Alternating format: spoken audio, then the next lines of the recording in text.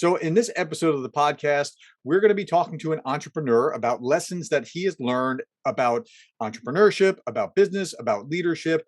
And it's going to be, for me, a great time because he's one of my former students. You'll enjoy him too. Stay tuned. Okay. You are listening to The Leadersmith, Darren Gerdes. Okay, so I am here with one of my former students. We go back to, what was this, 2007 is when you were in class, right? 2006. 2006. Okay, 2006. 2006. That's right. We're getting old. Yeah. Well, you don't look it. You look awesome. I have aged radically since you saw me, but that's a function of 6 kids. So, okay, so this is, I want to introduce you to the audience. Tyler Lee has been a serial businessman. You were a business student, right?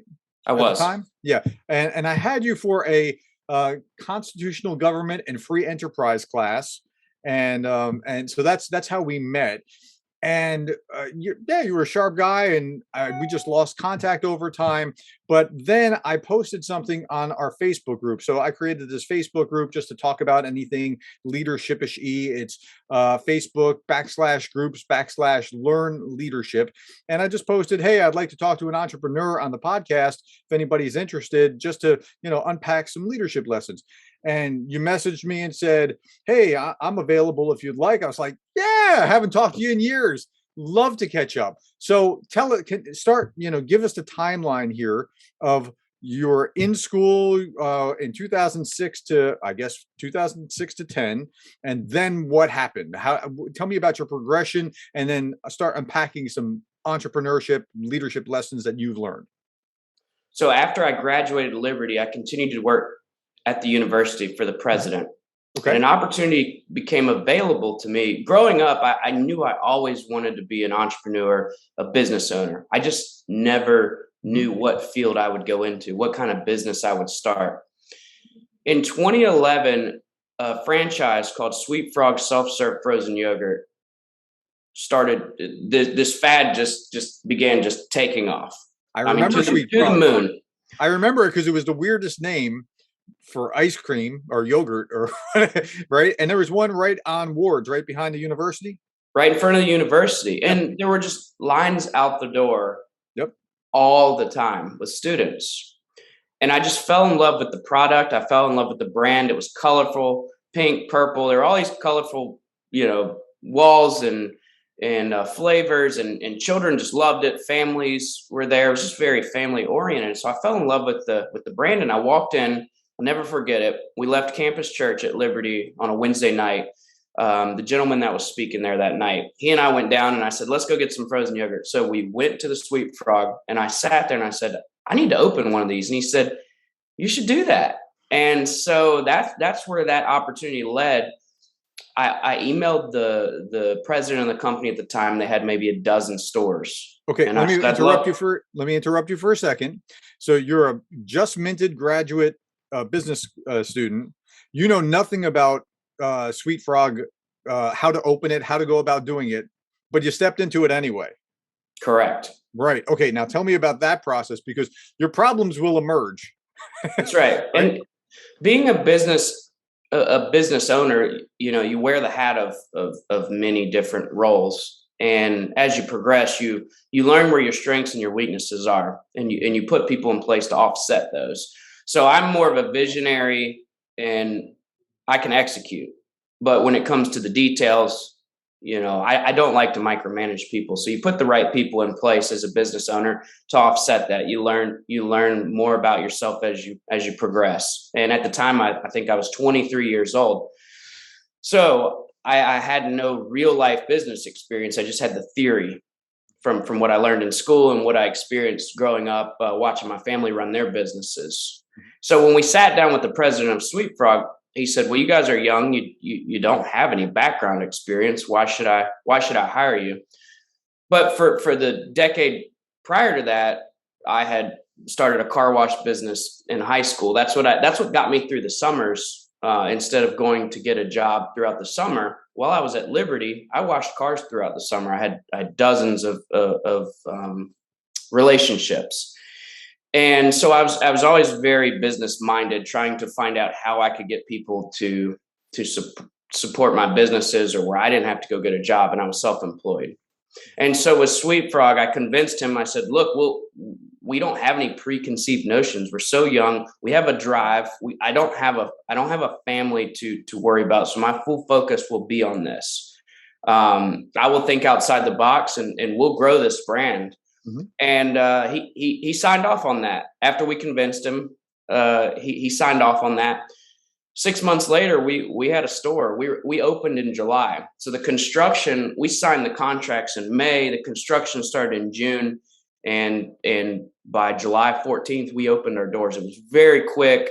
We brought the right people in. The shopping center, we negotiated a contract with them. They wanted until October just to build a wall to separate this large restaurant space that we were going to lease. So it's all about just hustling and working hard, and negotiating with people back and forth where everybody can win. As you were telling your story, I was thinking there's this great little book. If anybody's interested in entrepreneurship, if they're interested in just business in general, by Ram Charan. It's called, I think it's What the CEO Wants You to Know. It's either that or the customer. I don't remember which one. But he's saying his argument is, business is business. The guy that's opening a fruit stand in a third world country on the side of the road is doing essentially the same stuff as you're doing in corporate America.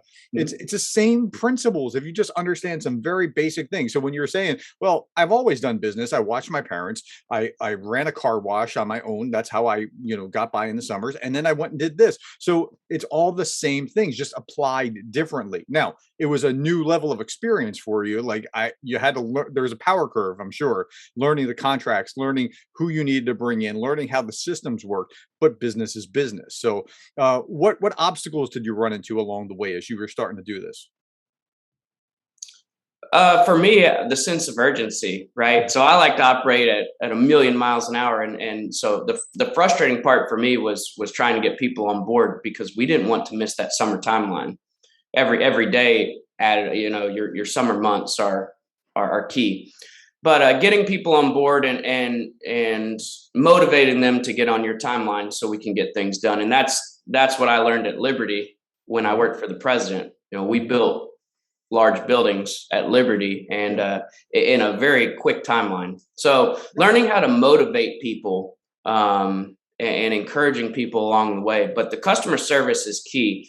I was blessed. My first job was at Chick-fil-A, and everyone knows that Chick-fil-A not only has a great product, Awesome. but when have you ever had a bad experience at Chick-fil-A? I mean, I've eaten there hundreds, if not thousands of times over the last 15 years. And I've I had a can bad experience at Chick-fil-A, but it wasn't the people. There was something wrong with one of the products, and the people were awesome about, please bring it back in. We will return it. We will refund it. And I'm so Yep. sorry that this happened. And they were awesome. That's right. And so at the end of the day, I've had one bad experience in all the times I've been at Chick-fil-A as well. But at the end of the day, you can have the greatest product in the world, but if you don't care about people or don't have a customer service aspect, you're not going to be as successful. And so for me, we pushed customer service. And where I was going with that was, while I was at Liberty, I was blessed to host many of the executive guests and speakers that came through the university. One of our guests that came through was a gentleman by the name of Horst Schulze. Many people Yeah, might not recognize the name, but they know his work. they So do. he is the one that came up with the My Pleasure slogan for Chick-fil-A. He's very customer service minded. He was also the president of the Ritz-Carlton. I thought he came up with it for Ritz, and then Chick-fil-A adopted it. They Didn't he did. come up with? Oh, They okay. did. He was Yeah, the president of Ritz, but Chick-fil-A incorporated that gotcha. into their business. Truett Cathy love the My Pleasure, and so they ran with that. And so Horst came into Liberty in probably 2010, and he went through his customer service training program that they utilized at the Ritz. So I was able to take a lot of that knowledge and information and put it into our business. So we had a great product at Sweet Frog with the frozen yogurt. It was a fun experience with all the colors. It's very family oriented, a Christian based company. The frog stands for fully rely on God. And then implementing the Huh. customer service from Horst and Chick-fil-A we were known in town for just incredible customer service, and people wanted to come in because they felt welcome, they felt loved. And if you can tap into Yeah. those emotions with people, not manipulate them, that's not what I'm saying, but if you can tap into that and just make people feel like a human being, make them feel wanted, you can sell people, on anything you're doing. Yeah, I can see all the bricks coming together from your education to the experiences to the mentality being right. Yeah. So, okay. So let's move the timeline forward. So, Sweet Frog, you opened it up in 2011, and how long are you there? And what's going on? So I opened the store in my hometown of Danville, Virginia. When we opened it, I was living in Lynchburg. Hmm. And then I decided I wanted to change, and I moved to Charlotte, North Carolina in 2012. Okay. So the store, I had the staffing in place. I was managing it from afar. I had my GM and other managers and employees running the operation. Hmm. So it's all about putting the right people in place, people you trust, people you can count on. Yep. Some of them may not have been experienced in their field, but we were able to train them and find those strengths or find those weaknesses to put them in the right roles. And that's what it's about, as being a leader, is learning your people and learning where they best fit. And if they don't fit, move them around. There's nothing wrong with moving people around. So expand on that thought, because I think a lot of people get hung up on this. That's a place where what you just described with having these people and you're actually at a distance, that would have scared a lot of people off. But you're confident for a reason. So explain why, how you can trust in them. What brings you to that point? Well, it's putting the processes in place for them to follow, having accountability, Mhm. and it's top down leadership. You set your expectations, and again, it goes back to finding out who can do what. I can't do what others can do, and others can't do what I can't do. So That's you're right. That's exactly right. Once you recognize that people are different, right? You don't want me right, teaching accounting, right. right? I excel where I excel, but that would not be the place. And you said it's okay to move people around. There's nothing wrong with that. And that's such a brilliant insight, because when you recognize, and in the business literature, you'd be talking about alignment, right? Mhm. Getting the right people into the right jobs, and it's okay to move them around to so that they fit, right? So yeah, I heard that and I went, yes, you're getting an A. Good job. All right. It doesn't make you any better, any worse. I mean, there's just people that are going to do things better than you, and then they'll look at you and say, "Man, I wish I could do what he can do." Right. We're all blessed with different talents, Hmm. and so it's a matter of, at being a business leader, is really it's all about learning people. It's all about learning people. And once you learn people, you can like I said earlier, you can sell any product, or pretty much do anything. You don't have to reinvent the wheel. You put the right people in place and let them do their thing, and off you go. Okay, so now we're in Charlotte. Now, what happens in Charlotte? While I was in Charlotte, I learned another industry. I learned about the mobile home park industry. Okay. I was intrigued by real estate investing. My former boss was big into real estate investing, so he taught me a lot about commercial real estate and said, you need to consider this. And so I learned. I accidentally stumbled upon the mobile home park industry. I was actually looking at opening a brewery. Breweries were starting to get, that industry was growing rapidly, about 2012, 2013. So I was intrigued. So I went to it was called the Damon John Academy. Damon John is on Shark Tank. Sure. Yeah, absolutely. So he's holding these academies around the country. And the speaker went off on a tangent and started talking about real estate. And it intrigued me. So I went up to him after class and I said, "Hey, can we just have dinner? I'd like to ask you some questions." And that's the key, right? Like many of the things that I've done in my life, it's because I wasn't scared to ask for help Right. or go to people. And I was the only person that went to him and asked him to have dinner. Yeah. And so you have to be proactive. You have to be a hustler in business, and you have to just think outside the box or do things that others aren't willing to do. So I asked him, I said, "Hey, can we have dinner?" And we sat there, and he told me all about the mobile home park industry. And I learned everything there was to learn about mobile home parks. So Now, that's really fascinating too. I want to key in on this point because this is a great lesson. Like this was accidental, but he learned because he was there. Now, but he was training. He did put himself in a place where he could learn from somebody and have that accidental experience. So tell me about other like trainings. You've been to other things. You read beyond just about yogurt, right? I mean, it's a long way from yogurt to mobile home parks, but you got there because you were positioned, because you were engaged in perpetually bettering yourself and learning more and becoming more. Tell me about that.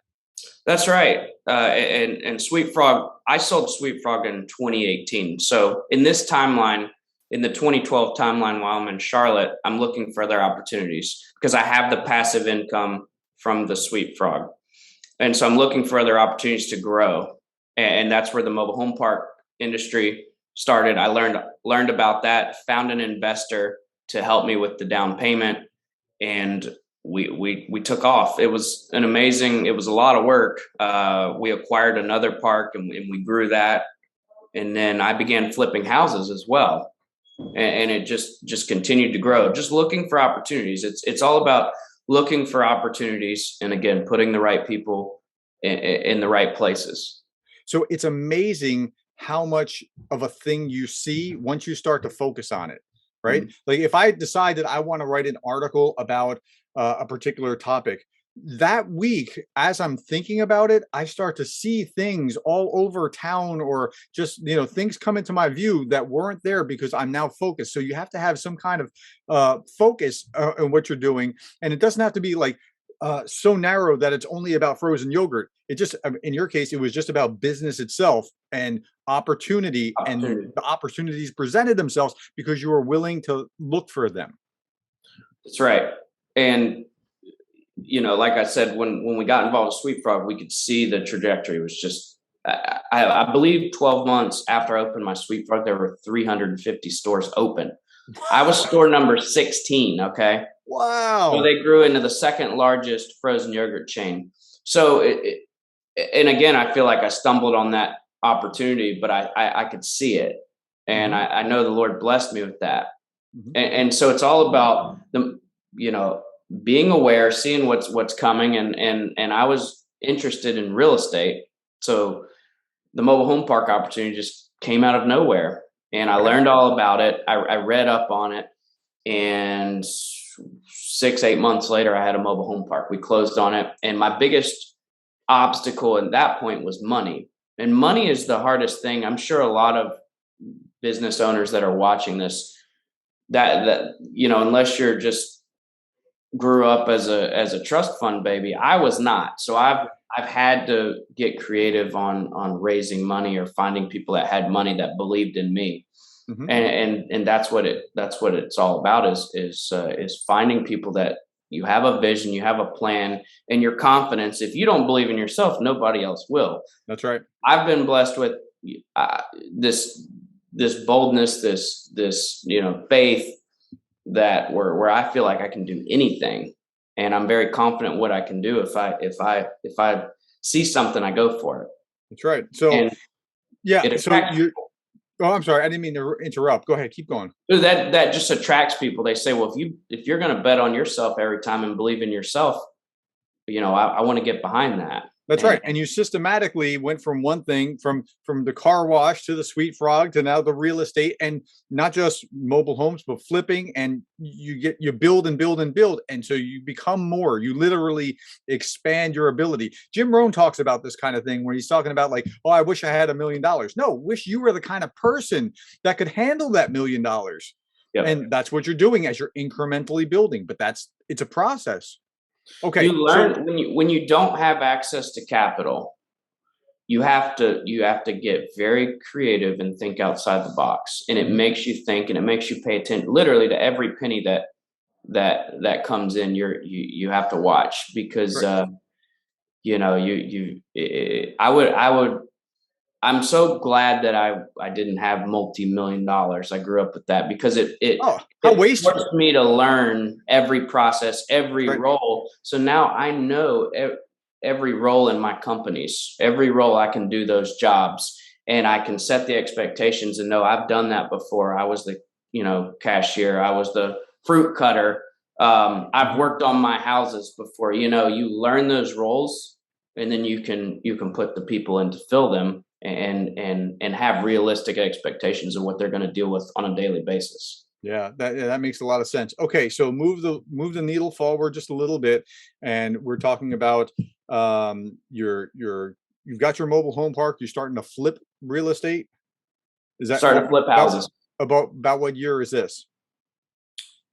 2018. After I 28. sold the Sweet Frog, I started investing into the real estate flip market. That's when that market started to pick up. Yeah, because it was a ways after 2008. So timing is part of it. Talk to the issue of timing, because I heard timing in the Sweet Frog, and in 2008 you shouldn't be flipping houses, but by the time you get to 2018, now you're in a different place. So talk to the issue of timing.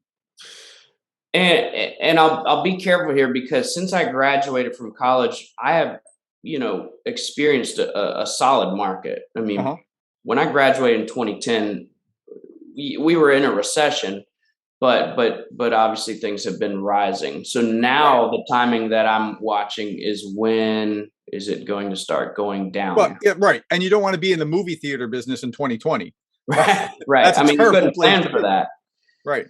But I just sold a piece of property the other day. It was $36,000 over asking price in the Charlotte market, all cash, and that's what we're Wow. seeing is this market is insane right now in the Charlotte area. Yeah. Well, But and when will it slow down? What's coming with inflation and all that we're seeing in the market. So now I'm taking a step back and just watching and seeing what's going to happen. yeah, and part of that is because we've been, pumped all this money into the economy. I just bought a minivan. It was $8,000 for a 2005 minivan. 2005. That's because of all the okay, so one, we have the chips not being produced, right? And that's creating downward pressure on, so new cars aren't being produced to the degree that they are, so that's causing some of the pressure. Some of the other pressure is because that's not there, we're going to used. Then we've inflated the market by pumping just trillions and trillions into the economy. Where's it going to go? Well, people are going to go buy stuff. I mean, that's intended, but if you have to buy stuff at a higher cost, now was that really worth it? Now you're just saddled with a big debt. So, anyway, I'm getting off on a rabbit trail, and oh, that reminds me, with that rabbit trail. So I understand you're actually running for Congress. I am. I You am. are. You're running for Congress. So now we're almost out of time. I want you to wrap up the business thing first, but would you be willing to come back in the next episode to talk about why you're running for Congress, what you're going to be, what your platform is, things along those lines? What's Yeah, motivating you? I'd love to. Would Okay, love to. let's wrap up this one first and just talk about, like, in 2018, you're flipping, and what else is going on in business lessons, and then we'll wrap that up, and then we'll save that for another time. Again, it's all about being aware, have looking for opportunities. If you're willing, if you want to invest in something, just be patient. Don't jump the gun. You don't want to make any bad decisions that will sink your career. But just be patient. You don't have to buy something tomorrow, do something tomorrow, but keep your eyes open, Right. and read. Pay attention to the news. Pay attention to what's going on in the world, and an opportunity will jump out. Okay, so yeah, as you were talking, it made me think of Warren Buffett talking about there's no called strike in investing, and I love that because that's right. So you might miss this opportunity, but there's no called strike. But you do have to learn, and you do have to get ready. And when that's in the sweet spot, now when it's in the sweet spot and you want to swing, you want to be prepared. But sometimes, like, I would imagine it felt like climbing a pretty big mountain to get to the sweet frog, even though you've had the background and experience, and then going to the next one, to the real estate, felt like you were climbing another mountain because you hadn't done it before. Can you talk to thinking big? Yeah, you're being stretched. I've learned to live uncomfortably, right? I'm comfortable being uncomfortable now. Yeah. I'm constantly stretching myself, and I'm looking for the next venture, and that's why I'm running for United States Congress. This is a I explain this to people like it's a startup. I am new to this. This is 5 months new to me, and it's about putting the right people in place and helping you get there. I don't have all the answers. I'm just the pretty face, but I have to put the right people around me to help get me there. Right. And that's what you have to do in business. And you're constantly stretching yourself. You're going to be uncomfortable. If you have a family, you have different, you have to look out for them first. So I understand people don't get as risky when they might have family and kids that they have to feed. For me, if I lose everything tomorrow, well, it's just me. I can reset. But so everybody has different stages in life where they're willing to take more risk, than maybe when they get older Right. down the road. So it's you just have to learn that you don't know it all, and that's where you bring the right people in, and you have to be comfortable being uncomfortable, because it's not going to come easy. Yeah. There are some people that when I listen to them, I think, if you put that on a paper in my class, I'd fail you. Everything that you've said here has been exactly right, spot on about business, about how the process works, about getting good people, getting them into the right place. All that stuff has been just exactly right. As you were talking, I was thinking about, as you're talking about, you got to get ready to think big and be uncomfortable, or be comfortable being uncomfortable. Trump said something. This was businessman Trump before he was president, very similar to what you're talking about. As long as and I end every episode of my podcast with a quotation for contemplation. I pre-select a couple just in case, like I'm thinking, okay, these could work. But this one from Trump was perfect. He said, as long as you're going to be thinking anyway, think big. Big, Why right? not? Right. And remember, his dad was a real estate developer and did stuff in Queens, and he was like, I'm going to Manhattan. Right. He was thinking big.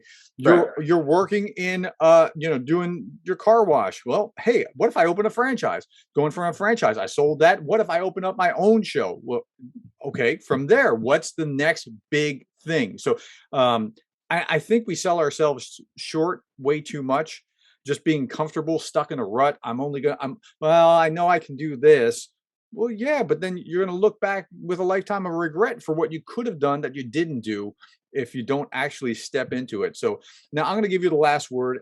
What is the most compelling, most the greatest lesson about anything business, leadership, your experience, whatever, that you would want to impart to listeners before we end the episode?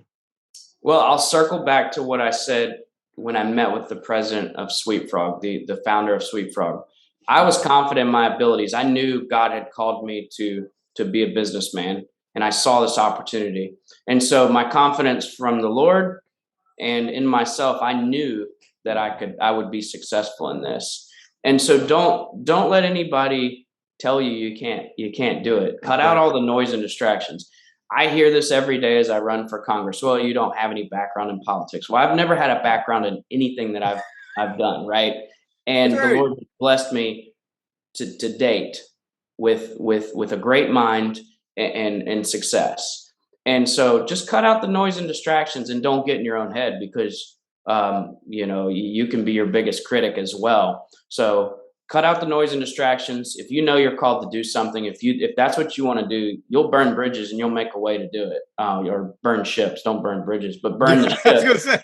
gonna say. You'll burn the ships and do it, and you'll hustle. It's some if it'll keep you up all night, and you'll be energetic. You'll love what you're doing. That's what it's all about. Enjoy the moment. Enjoy the tough seasons, because they stretch you. They make you a better person. Then when the good times come, you appreciate that. And so this has been a reset for me running for Congress. Same thing. I feel like it's a startup. You have your doubts, but you know that you're called to do it, and so you have to believe in yourself, or nobody else will. That's awesome. I know I said I was going to give you the last word, but as you were talking, it reminded me of a great story. George Marshall, when he was the chairman of the Joint Chiefs during World War II. He was making one of his generals something more significant, or admirals. I don't remember if it was a general or admiral. This person protested, "I've never been the whatever, I commander of the Pacific or whatever it was before." He said, "I've never been the chairman of the Joint Chiefs before." I just thought, what? I mean, that's right. I mean, you've never been that position. As you're stepping into it, you don't have the experience by nature, by definition. So step into it and learn what you can, because those problems will emerge and show themselves, and then you'll you'll work through whatever it is that you need to work through. And learn from others around you. Ask questions. If you want to get into business, go ask business owners what they would do differently. Okay, Tyler, I am just about out of time, and All so right. I'm going to end. I'm sorry, you're saying such good stuff. I hate to do it, but you're willing to come back, so we'll talk about why you're running for Congress in the next one. And thank you so much for your time. And we've got to go. Yes, sir. Thank All you. right, thank you.